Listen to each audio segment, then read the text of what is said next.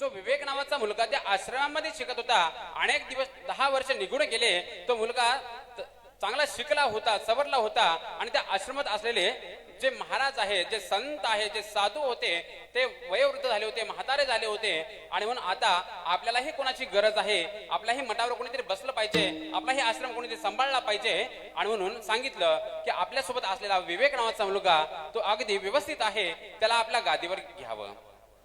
ठरल्याप्रमाणे झालं. विवेक नावाच्या मुलाला गादीवर विराजमान केलं गेलं, गादीवर बसवण्यात आलं. आणि बसवल्याच्या नंतर त्या विवेकला वाटलं की आपला अनेक दिवस झाले आपल्या मित्राची पण भेट घेतली नाही, आणि आपण आपल्या मित्राची भेट घेण्यासाठी आपण आपल्या गावी गेलो पाहिजे. अगदी सैन्य सोबत घेतलं, प्रजा सोबत घेतली. आणि ते विवेक नावाचा मुलगा जो साधू बनला होता, जो संत बनला होता, तो भेटण्यासाठी आपल्या मित्राकडे गेला, गावात गेला. वैभव नावाच्या मुलाला भेटला आणि विचारलं, मला ओळखलं का?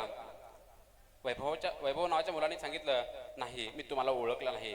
त्यांनी सांगितलं, अरे बाबा, 10 वर्षापूर्वी आपण दोघेही सोबत होतो, आपण दोघेही सोबत होतो. तू राजाला मौर्य मागितल्या आणि मी राजाला विद्या मागितली गेली.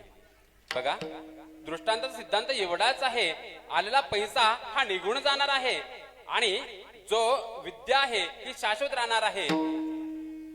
याचा सिद्धांत एवढाच निघेल की हा देह आमचा निघून जाणार आहे, शाश्वत राहणार आहे. ते आमची भक्तीच्या माध्यमातनं जे केलेलं कर्म आहे, देहाच्या माध्यमातनं जे केलेलं कर्म आहे, हे आमचं भगवंतापर्यंत प्राप्त होणार आहे. शिवहार शिवहार.